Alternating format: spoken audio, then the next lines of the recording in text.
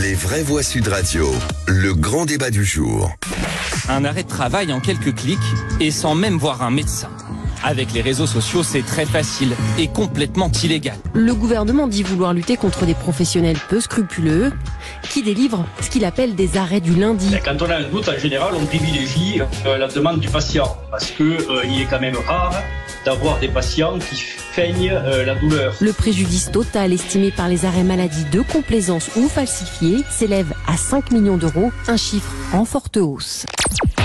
Et la multiplication des arrêts maladie pose question, c'est ce qu'a lancé Bruno Le Maire. Le gouvernement pourrait donc à nouveau jouer sur le délai de carence pour réduire les dépenses liées aux arrêts maladie, dont le coût est orienté à la hausse depuis plusieurs années, Philippe. Alors parlons vrai, pensez-vous que certains usent et abusent des arrêts de travail? Faut-il sanctionner les médecins qui ordonnent des arrêts de travail injustifiés? Les contrôles des personnes en arrêt de travail vous semble-t-il suffisants? Et à cette question, lutte contre la fraude aux arrêts de travail, faut-il instaurer plus de jours de carence? Vous dites non à 83%. Vous voulez réagir, le 0826 300 300. Et notre invité, Agathe Leberder, est avec nous, secrétaire générale adjointe de la CGT, ingénieur, cadre et technicien. Vous remercie d'avoir accepté notre invitation. Bienvenue. Avant de revenir à vous, un petit tour de table avec Philippe Bilger. Alors, je suis partagé. Oui. Ma première perception, évidemment, compte tenu de mon tempérament et de mes idées, est de dire, après tout, dès lors qu'il y a des fraudes, des abus, voire des manipulations, c'est très bien de chercher à les réduire ou à les éradiquer. Et en même temps, à peine ai-je formulé cela que je me dis, est-ce que si nous allons au bout de cette logique, est-ce qu'on ne va pas tout de même, pour aller vers des formes d'économie, nous inscrire de manière presque irréversible dans une société de pure suspicion où des gens seront soupçonnés en quelque sorte par principe de favoriser la fraude. Là, j'avoue que je suis partagé et j'attends bien sûr l'avis de mes amis et de Madame la secrétaire générale adjointe. Voilà. Olivier d'Artigol. Je n'aime pas ce climat qui s'installe pour aller faire les économies que annonce Monsieur le Maire en pointant les chômeurs. Il faut savoir que 60% des chômeurs ne reçoivent aucune indemnité. En pointant aujourd'hui ceux qui sont malades et qui donc ont besoin, pour l'écrasante majorité d'entre eux, d'avoir un arrêt maladie. Et j'y vois un contournement. Vous savez, vous avez donné le volume, 50 millions, d'accord, s'il y a de la fraude, il faut regarder. Mais il y a 8 milliards de fraudes dans notre pays aux cotisations sociales patronales. Ça n'est pas rien. Et si on prend les fraudes à l'assurance maladie, les assurés, ça n'est que 20% de cette fraude. Alors que les offres de soins, vous savez, ces pseudo-centres ophtalmologiques, dentaires, les audioprothésistes, c'est 70% de la fraude à l'assurance maladie. Ces centres souvent privés, des pans entiers de l'assurance maladie a été privatisé pour des gens et des activités qui vont aller faire du fric. Donc c'est aussi une opération de diversion pour ne pas poser les vrais sujets. Françoise Laborde.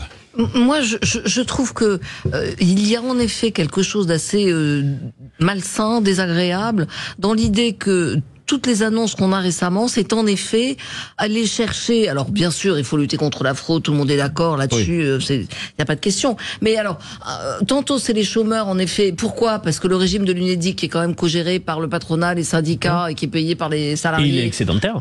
Oui.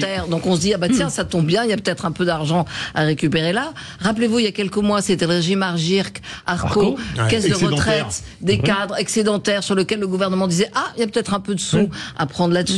Et là maintenant on se dit pourquoi pas après tout l'assurance maladie. Donc on a le sentiment que il y a une sorte de recherche de facilité pour aller combler les déficits budgétaires qui en effet sont gravissimes, et on se dit est-ce que c'est par ça qu'il faut commencer? Je ne suis pas sûre. Voilà. Allez, on va poser la question à Agathe Leberder qui est avec nous. Merci d'être avec nous. Aujourd'hui on parle de fraude. Vous êtes d'accord pour dire qu'il y a de la fraude et que si elle existe et qu'elle est avérée, il faut trouver des solutions? Alors, elle existe, vous avez cité le chiffre, ça coûte 5 millions d'euros, mais là, le gouvernement veut faire 1 milliard d'économies, et je trouve ça sur cette histoire de délai de carence d'arrêt maladie, et je trouve ça très bien que vous soyez toutes et tous revenus sur l'ambiance générale quand même à laquelle on fait face, dans laquelle les annonces du gouvernement sont en fait des menaces pour les salariés, pour les travailleurs et les travailleuses, qui vise à leur dire on va vous prendre en fait sur vos droits au chômage, comme on a tenté de vous prendre sur vos droits à la retraite et qu'on a réussi à empêcher l'année dernière, pour faire des économies, alors qu'il y a plein d'autres sources d'économies à pouvoir identifier, analyser. À la CGT, on en propose plusieurs. La principale, c'est les aides aux entreprises, et notamment le fait de revenir sur des exonérations qui touchent justement la branche qui rembourse les arrêts maladie, la branche de la sécurité sociale qui finance nos indemnités journalières d'arrêt maladie, c'est la branche accident du c'est la branche de l'assurance maladie. Et aujourd'hui, les employeurs sont exonérés d'un certain nombre des cotisations qui sont payées par les salariés dans cette branche à hauteur de 40 milliards d'euros pour le prochain budget. Et c'est là-dessus qu'on pourrait revenir, par exemple, pour récupérer de l'argent pour financer ces arrêts maladie. Mais une question, si on va chercher de l'argent, là c'est quand même peut-être plus facile, parce que quand on parle souvent de la fraude, mais la fraude il faut enquêter, on manque d'enquêteurs, là au moins c'est quand même un peu plus facile, parce que à mon avis si la Sécu regarde, il y a certains médecins qui donnent beaucoup plus d'arrêts de travail que d'autres, non? Le problème qu'on a avec ces histoires de délai de carence, c'est que toute la recherche scientifique sur le sujet, notamment toutes les études qui ont été faites par les services de statistiques publiques français, donc l'INSEE, l'adresse, qui analysent justement les effets des politiques publiques qu'on met en place, notamment sur les arrêts maladie, montrent que c'est inefficace. C'est-à-dire que ça conduit effectivement à diminuer le nombre d'arrêts courts, mais par contre, ça conduit à augmenter le nombre d'arrêts longs. Donc, in fine, ça coûte beaucoup plus cher à l'assurance maladie. Ce qu'il faut, au contraire, c'est couvrir ces arrêts courts. Et il y a eu récemment des besoins très forts sur ces arrêts courts. Enfin, je ne sais pas si vous vous souvenez, mais il y a encore 3 ans, 4 ans, on était dans une crise du Covid où il fallait empêcher qu'il y ait une transmission d'un virus sur tous les lieux de travail et partout en France. Et où, évidemment, la question du délai de carence ne se posait pas à ce moment-là. On a aussi le sujet qui monte de la question de l'endométriose qui touche de nombreuses femmes et qui ont besoin en fait de se reposer pendant un jour ou deux et d'être couvertes par l'assurance maladie et de ne pas être pénalisées au portefeuille par ce type de mesures de délai de carence qui, en plus d'être inefficace économiquement parce qu'in fine ça nous coûte plus cher parce que les arrêts maladie sont plus longs, sont inefficaces d'un point de vue de la santé puisque les gens tirent sur leurs ressources, se fatiguent plus au lieu de s'arrêter. Olivier D'Artigol. Et j'attire votre attention sur les grands volumes financiers. Là, on parle donc de 5 millions.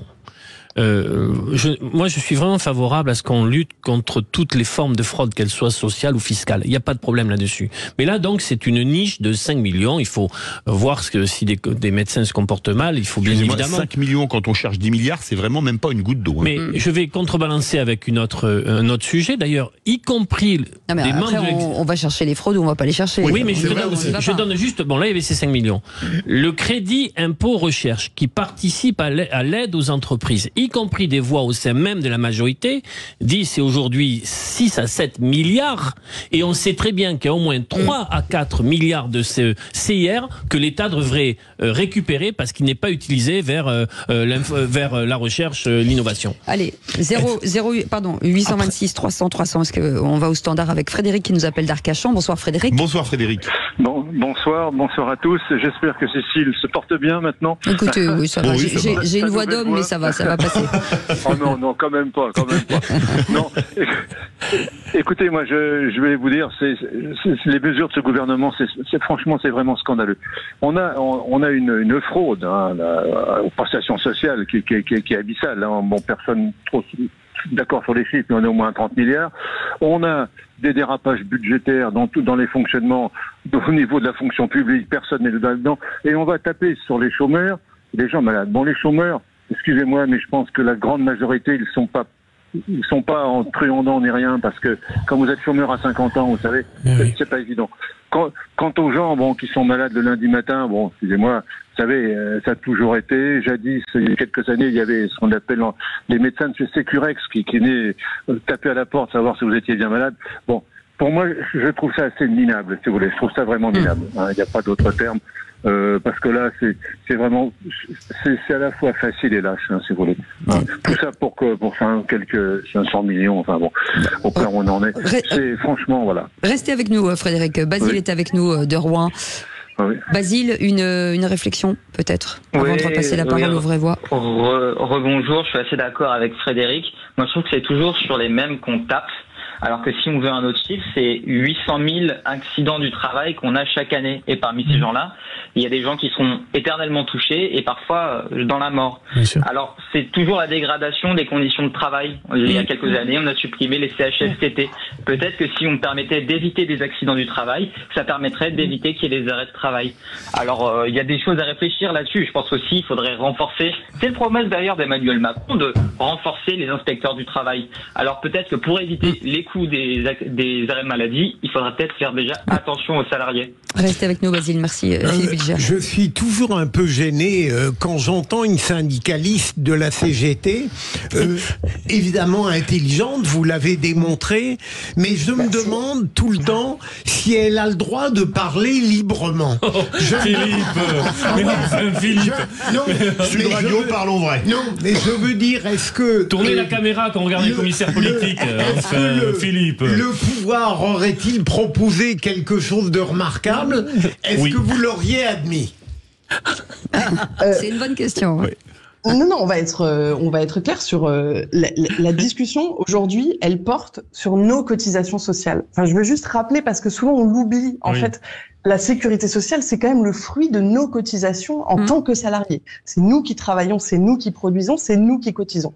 Or aujourd'hui, l'État, le gouvernement, a souhaité remettre la main sur ces cotisations-là. Et c'est là qu'il y a un problème démocratique qui se joue quand même. C'est que c'est nous qui cotisons depuis des années. L'État exonère les employeurs de cotisations sociales, ce qui fait qu'il y a un manque à gagner aujourd'hui dans la sécurité sociale. Chaque année de l'ordre de 3 milliards, en gros. C'est quand même énorme. Et c'est ce qui conduit à ce que derrière le gouvernement nous dise, il va falloir réformer et couper encore plus de droits. Ça, ce n'est pas possible, ce n'est pas acceptable. Et c'est la raison pour laquelle on s'oppose à des mesures qui, là, portent atteinte à ce qui nous couvre, à ce qui couvre nos arrêts de travail. Et puis, effectivement, je suis d'accord avec ce qu'a dit Basile, ne permettent pas de répondre aux vrais problèmes, c'est-à-dire quel est l'état de santé des salariés aujourd'hui dans les entreprises et les administrations. L'état de santé est manifestement mauvais. Les gens sont obligés de s'arrêter parce qu'ils sont fatigués, notamment parce que la durée du travail est quand même importante. Quand on pense, par exemple, aux salariés de l'encadrement, il y a la moitié des cadres qui aujourd'hui sont au forfait jour. C'est une modalité d'organisation du temps de travail qui fait qu'on ne décompte pas les horaires et ça les conduit à exploser leur temps de travail.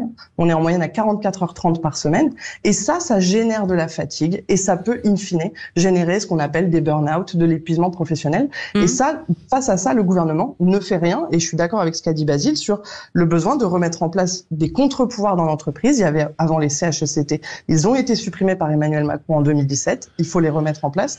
Et puis des contre-pouvoirs dans la vie au travail, avec l'inspection du travail, qui aujourd'hui est en manque de 400 postes d'inspecteurs et d'inspectrices du travail en France sur les 2000 qu'il devrait y avoir pour contrôler le droit du travail dans les entreprises. Alors, elle n'a pas répondu à votre question si elle avait une parole libre, mais en tout cas, elle dit des choses intéressantes. Olivier d'Artigol, parce que les Philippe Bilger a vu qu'on était sur l'ambiance un peu faite de l'humain, ça l'a inquiété. Olivier d'Artigol, les entreprises, c'est important, je rebondis sur ce que dit madame, les entreprises se plaignent aujourd'hui d'avoir un coût de production trop lourd, d'avoir des charges trop importantes. Est-ce qu'il faut rajouter encore... De mémoire, les entreprises sont aidées à hauteur de 140 milliards. C'est énorme. C'est pas que des aides, c'est des baisses de cotisations. Et dans ce chiffre, il y a en effet une politique très offensive de baisse des cotisations sociales patronales jusqu'à 0 au niveau du SMIC, ce qui a un effet d'aubaine puisque un pan entier du salariat français est tombé dans une forme de smicardisation. Ils sont assignés à résidence dans ce SMIC sans pouvoir jamais il y a eu une part aussi importante de gens au SMIC dans le salariat français. Donc il y a quelque chose qui dysfonctionne. Et les exonérations vont jusqu'à 2,5 SMIC de mémoire. Il y a donc ça ne va pas. Mais rappelez-vous, je termine là-dessus, au moment de la réforme des retraites, il a beaucoup été question du travail, de son sens, de son utilité, de sa soutenabilité. Et on a découvert qu'il n'y avait pas que de la pénibilité physique, mais de la pénibilité psychique, par des modes de management qui font que les gens n'en peuvent plus, qu'il y a une perte de sens. Et pour vivre un peu parfois des choses très dures ici, ouvrez-voix, c'est vrai qu'on a besoin d'être soutenu. Françoise Laborde, on va chercher le défibrillateur. Non, je voulais juste rajouter quelque chose, c'est que quand on regarde ce qui se passe en France et dans les autres pays, on a eu une politique en effet d'allègement liée au Covid, à toute cette période, etc. Et puis il y a eu de la relance économique. Les autres pays ont profité de la relance. Ils ont un peu modifié le cap, c'est-à-dire on a dit bah voilà, là maintenant il y a de la relance économique, on n'est pas obligé de continuer tous les allègements qui sont prévus, on va un peu modifier. Et nous en France on n'a rien fait, on continue sur la même voie. Et là en effet il y a une sorte de malaise où on dit ah tout explose, le déficit, et où est-ce qu'on va aller regarder? En effet là où cotisent les salariés. Alors je veux pas me rallier au discours j'allais dire de la fête de l'humain. Non, je plaisante. Mais oui, je trouve que il y a quelque chose, il y a une faute de gestion et qui interpelle quand même, parce que on a raté ce rendez-vous de la relance. Et ce qui crée de la richesse, c'est la relance économique avant tout. C'est pas en allant faire des économies de bout de chandelle à droite et à gauche dans les fonds sociaux quels qu'ils soient. Voilà, vous en tout cas, merci beaucoup Agathe Leberder d'avoir été avec nous, secrétaire générale adjointe de la CGT, ingénieur, cadre et technicien. Merci beaucoup de nous avoir accompagnés pendant ce débat. Dans un instant, le qui c'est qui l'a dit avec Basile. Ouais, de Rouen. Oui. Ouais. Oui. Et il est fort, Basile. Je suis sûr qu'il est fort. J'ai l'impression. Ouais. Allez, on joue dans un instant. On fait une petite pause. C'est les vrais bois. 0826 300 300. Vous êtes les bienvenus jusqu'à 19h. À tout de suite.